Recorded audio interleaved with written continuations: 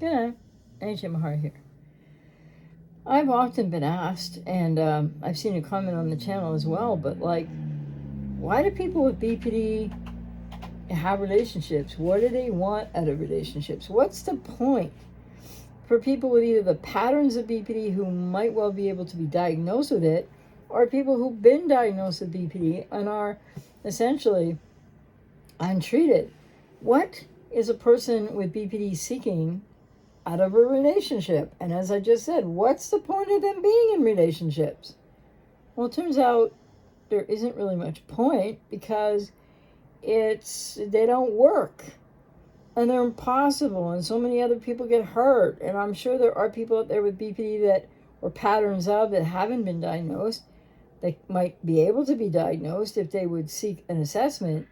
I'm sure that for them there are they get hurt as well in their own ways, but they don't often realize they're the ones doing so much hurting of other people, and or their hurt it plays out very differently for them over the course, often sadly and unnecessarily, because people that get treated, can heal and recover from BPD, but it plays out over the course of a lifetime often.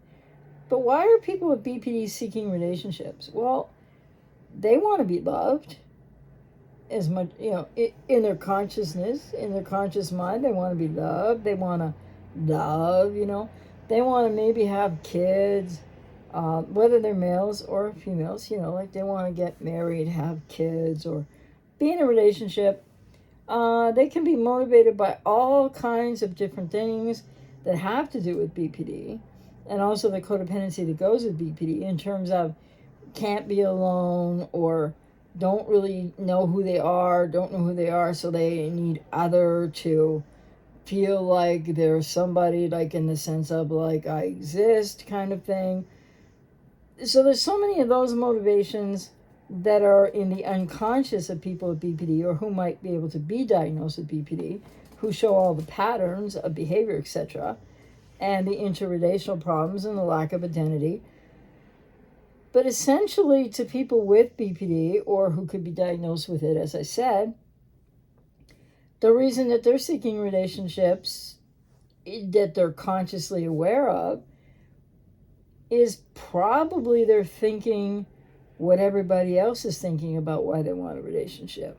Or, to a degree, it's sort of like generally how people think about why they want a relationship, or why they might want to get married, or like, again, if they want to have a family, etc. It's kind of like, for lack of a better way to put it, it's what everybody's taught as a kid you're supposed to do, I think, essentially, culturally, across a lot of, I think, all cultures. And so they're setting out to do something in having a boyfriend or a girlfriend, or ending up getting married, and as soon as they get into, you start dating, they start dating, they're not aware of what's really motivating them. They're not aware of what they're carrying inside due to that loss of self, because they're simply in an unconscious way looking for what they're looking for, but consciously thinking, well, this is the thing you do. You get a girlfriend, you get a boyfriend, and who knows if they're thinking about sharing with other people or what have you. But these aren't really realities for people with BPD, especially untreated, or the patterns of, etc. But those issues going on in their lives. So I think the other thing about borderline personality disorder is that there is, like in many personality disorders as well, an awareness impairment, right? So a conscious awareness impairment. So they're seeking what they think they're seeking, what you're seeking. And then people with codependency are seeking relationships with a little bit of a twist and not quite understanding maybe what might happen and why. But generally speaking, of people just without any labels or different issues, it's a thing that people do. It's, I guess, what human beings are to some degree wired to do, right? For the species to go on, it's sort of like for human beings, life to go on. It's sort of like, this is what people are taught in families, or even if they go through a lot of adverse experience in their childhood. This is the dream. This is the goal. It's not a dream for everybody, but I think it is a dream for people with BPD because they don't realize what is going to happen in very patterned ways when they seek to relate interpersonally. And why that is, as I've talked about in a lot of videos. And so I think the base answer to this is the obvious answer of, they are doing what they're supposed to do, what they feel like they want to do, what they think will be okay to do. It might reflect what they want. It might reflect maybe more what they feel they're supposed to do. But when they're seeking a relationship, or relationship after relationship, they don't realize that they're really seeking identity through others, and that they don't have a boundary between self and others, and that they don't really experience, not in a really deep down, consistent, congruent way, they don't really experience understanding you, or actually being able to care about you and how you feel. And that has a lot to do with the repetition compulsion cycles in BPD, and what motivates them, and where they're coming from, and how they remain largely in the unconscious of people with BPD, or who could be diagnosed with BPD. So there's, that's basically generally probably why they're seeking relationships. But, to the question I saw somewhere on the channel a while ago about what's the point? Well, sadly and tragically for people with BPD, or the patterns of who could be assessed and diagnosed with BPD, and for those who try to love them, asking what is the point is a pretty right on question, because for so many people, tragically, people with BPD and people who will be in relationships with them, untreated, like I said, or even undiagnosed, there is no point. I think the only point that people can take out of this, and the hope is that some people with BPD will eventually, and they'll seek treatment if they're not, or they'll seek help and assessment and perhaps diagnosis if they haven't, is the hope that they can get on track to get help on their own, though, not tied to saving any relationship, because that's pie in the sky dreaming, and not really what happens. And the other thing is, so the hope is that they would get help and be able to really effectively, heal and change and grow and recover and gain awareness, and then be on a different course. And for people that end up in a relationship or dating or falling in love with somebody with BPD, and they're not who you think they are and all of that, I guess the point is that you couldn't have known what was going to happen. You couldn't have known if they had BPD, or if they have the patterns of BPD. You probably never heard of BPD before until it happened to you, until you were affected by somebody with BPD. And the thing about that is then, so what's the point in that context for people who date and marry and in some cases have families with borderlines, and then, go through a lot, to put it mildly. The point is that people are just seeking relationships and wanting companionship in life, and wanting, I think, the things that most people want. So what's the point, though, in retrospect, going through the agony that so many loved ones and ex-partners of people with BPD go through, and then needing your own healing and recovery journey as a result? When you think about what's the point, or what was the point, or how did all that happen, or why did all that happen, it might be really helpful to just try to frame it in, that you've been wounded more after the relationship, BPD relationship breakup, and you're trying to survive that BPD relationship breakup. Many people will recycle, etc. But when you get serious about, if you relate to codependency, if, you think that perhaps in your family of origin, and it's not always that parents are terrible. It's not always that parents do malicious things that creates people with codependency. It's partly cultural, largely, at least in Western society and maybe in other cultures as well. And it is the childhood woundedness from family of origin can happen in just such a plethora of ways, and can be things that hurt a child, that when people grow up they don't think it's important, or could have been really adverse experience. It really varies with people.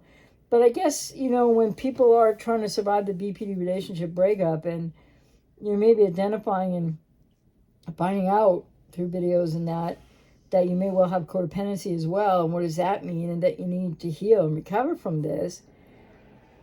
The point then, I guess, that you didn't sign up for would be this personal growth, this healing recovery journey, and being able to change your life to move forward and heal the codependency, heal from the relationship with the BPD, but heal the codependency to become an independent person, so that you can go forward in your life in a way that you have this experience now, unfortunately, but the fortunate part of it later, when you work through it, is that it really brings you an awareness that you will take forward with you.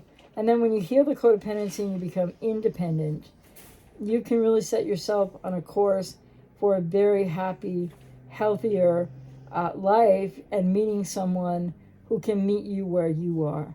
And in the meantime, not running into the cluster Bs that perhaps you've been running into on and off, or with most people that you've dated in your life and not knowing it, because that happens for a lot of people as well. So people with BPD are seeking relationships because they have a super awareness impairment, and they don't understand what's going on in them unconsciously from adverse childhood experience in the most cases of people with BPD. And so the point to them is just, they believe that it's the same reason why anybody would want a relationship or seek a relationship. And this is just so difficult in retrospect when people kind of think about it, like, why did people with BPD even bother? Why, did I bother? Why didn't I know better? How come this isn't better known out there? Because, when you fall into this and then you get really hurt and wounded by somebody with BPD, and they go off and they're dealing with their wounds and their hurts as they accrue over their lives if they don't get into therapy, what people forget is, and understandably, is something that I sometimes lose sight of too, because I'm here on this channel talking about this often and doing a podcast, other things, working with clients, and I'm out here to work with you if I resonate with you, by the way, and that type of thing. And so I don't often think about it, but then I'm reminded often by clients and just different things, and like a question like, why do people with BPD even seek relationships? What's the point to them or with them? Well, outside of people that have encountered this, and you don't know what's going on at first, but then you figure it out, outside of people like that, the rest of the world, in a sense, BPD is not that well known out there. NPD might be getting more well known out there, but then it gets intermixed with narcissistic culture, and really what is essentially what Nietzsche was talking about when he said God is dead. That if we don't have something defining and bigger outside of ourselves, whatever that would be for people, for some people it is God, for other people it's whatever, it doesn't matter what it is for you in your whatever you want it to be, that we would get into hedonistic, nihilistic, narcissistic, that doesn't mean people have NPD, narcissistic interests, habits, behaviors, culture, whereby we've been kind of programmed since childhood, especially in the last, I don't know how many decades, to be consumed. I mean, well, yeah, at least the 50s after World War II, but I mean, stuff is going on prior to that. But we've been inculcated, each generation even ever more so, with consumerism, and materialism. And this is really not what we were. I don't think it's the purpose of our lives. I don't think it's really who anybody's meant to be or why people seek relationships, etc. But the thing is that people with cluster B seem to be more of them now, seems to be an increasing reality in life. And then there's all the stuff that's going on with the redefining of this and the redefining and what's the American Psychiatric Association talking about, and this, that, and the other thing. And a bunch of people on YouTube, and some people think I'm just another one of those, that's fine too, to have opinions about this stuff. But in the broad world, when people don't encounter this, it's still not that well known out there. So whatever the point is for people with BPD, or those who don't know they have BPD, but they have all the issues going on in their lives, for people that might not know they have codependency, but they want relationship, they want family, I think it's just a natural part of being human, that it's sort of probably somewhat genetically driven to a degree, that we want, and we're socialized from very early childhood and have always been to replicate what the parents did, and to grow up and get into a relationship and or get married or whatever and have children. And I think that, I hope actually in some ways that more people will be thinking about this as and really, but again, how can they out there when they don't know about BPD or necessarily haven't ever heard of narcissistic personality disorder? And these aren't the only mental health challenges or issues that really wound other people, hurt other people, and make relationships and relating impossible. There are 10 personality disorders. And I mean, I don't deal with all of those, but, so there's a plethora of things happening, coming together, in this confluence of the world still doesn't know much about cluster B. And, you see it all the time. Like, I see when I'm watching hockey games, or, I know a lot about different NHL players. It's been a real, sort of interest of mine. Not as much now is it as it used to be. But I'm aware of things like, stories on players that they're described as, like the odd hockey player or baseball player. It could be any sport. And they're described as being sort of really detrimental to team chemistry, which is important for teams to succeed, as well as the skilled individuals playing the sport together on a team. And often I've looked at some of these athletes, professional athletes, and I can just tell that they likely, I'm not diagnosing them or anything, but they likely have borderline personality disorder. Or sometimes you can look and go, wow, that might be narcissistic personality disorder. But I'm just saying might be.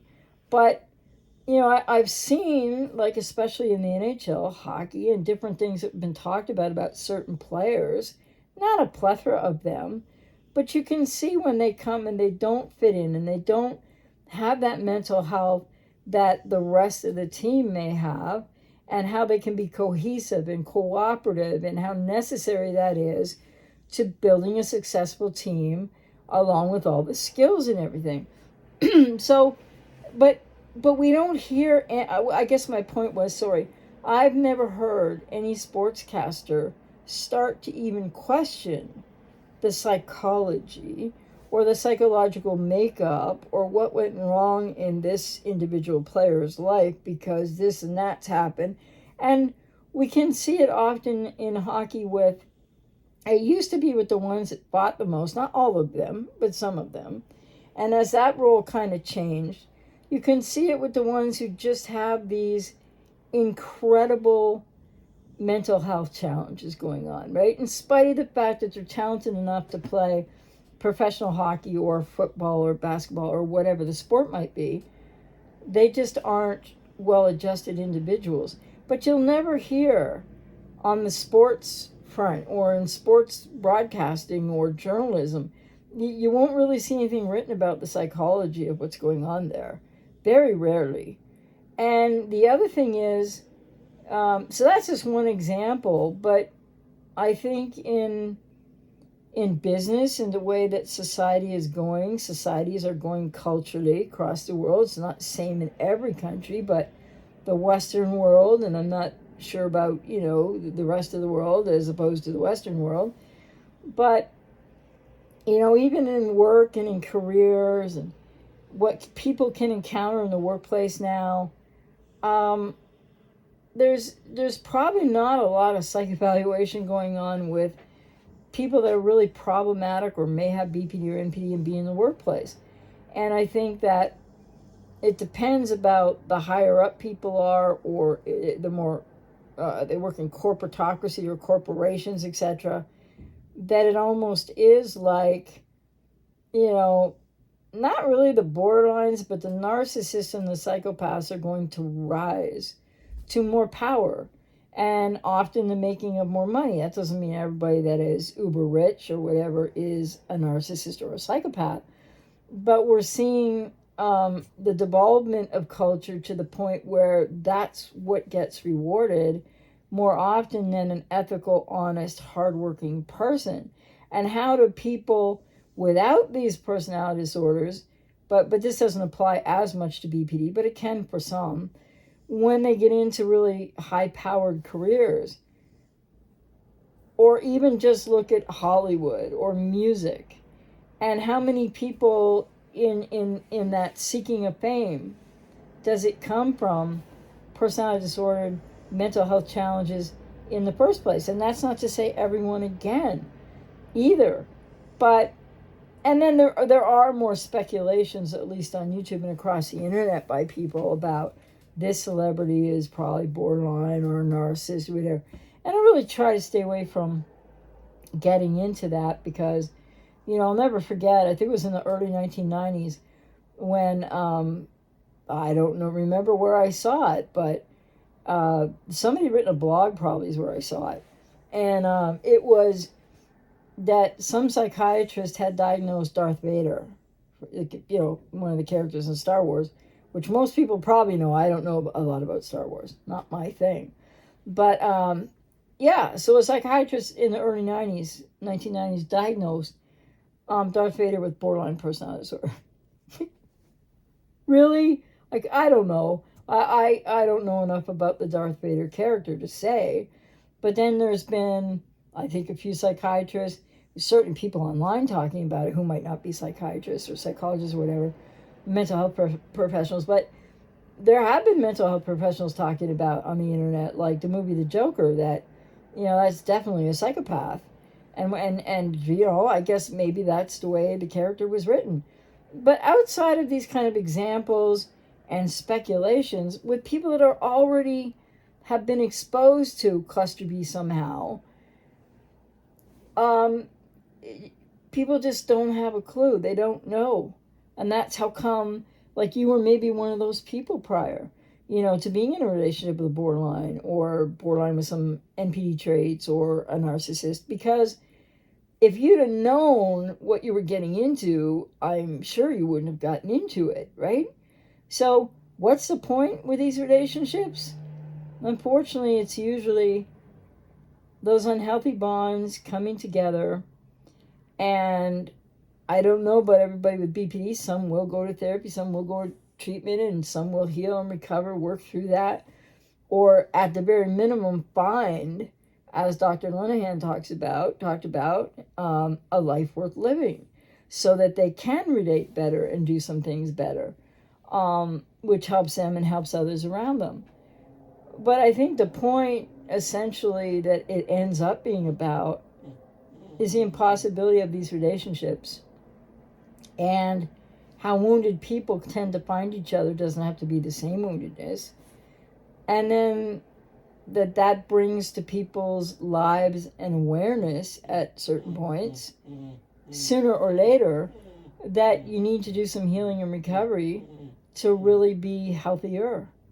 And what does that mean and look like in this day and age when a lot of people are walking around with a lot of mental health issues? Not always BPD or NPD or codependency, but a lot of people aren't doing so well. And we have the breakdown of the family. We have, postmodernism and a deconstructivist world and a very, very stressful, troubled world. So with all of that, remember in the bigger picture, outside of when you start to hone in on this, and you might have started with a Google search like, why is my girlfriend or my wife or my husband or my boyfriend doing whatever? And then you find out about, like, yeah, that's it right there. BPD or NPD or some combination. And then you become ensconced in the information and you get more aware and you keep learning and learning, but people still smack into that wall of like, I'm still really hurting and I'm understanding this more, but you still need to take that action step into a healing and recovery process. But the point being, now you're aware of it, right? Unfortunately, in a very painful way. Whereas, and then you try to tell your friends or your family, people that love and care about you about this, and they're like, what? Because they don't have a clue, because it hasn't happened to them. So, and a lot of families torn apart by this too, BPD or NPD or, and when there's one child in a family, and often they will have a cluster B parent, but not always. And when a child has BPD, and then like they're the mother's had 5 kids, and there's a 13 to 20% where it's perceived, not actual abandonment, and the affect synchrony still occurs, and the need threshold is higher, but mom isn't a cluster B, and mom's doing a good job in this minority, which is a lot of people. And then they end up with a borderline child, or they find out, or they start to think so, and then in the teens, I'm like, what am I supposed to, and they've got 4 other children who are absolutely fine. And it's not, so it's in a small percentage, which is a lot of people, it's not always about the history of the sort of 87 or so percent, right? That I'm often talking about, people are often encountering. And the bottom line is this rips families apart too. And I guess, BPD is morphing. But anyway, what's the point for people with BPD to seek a relationship, or for others to, and you don't know what you're getting into? They tend, with their awareness, people with BPD or who could be diagnosed with BPD, they have this incredible impairment to awareness. It's core from the lack of self, loss of self, and arrested emotional development. So they think the point is what everybody else thinks the point is. But it never works out that way, and it isn't the point for them, unbeknownst to them. And these relationships are basically super high percentage of them impossible to sustain, unhealthy, and just too wounding. Anyway, I hope that was helpful, maybe gave you food for thought. Take care.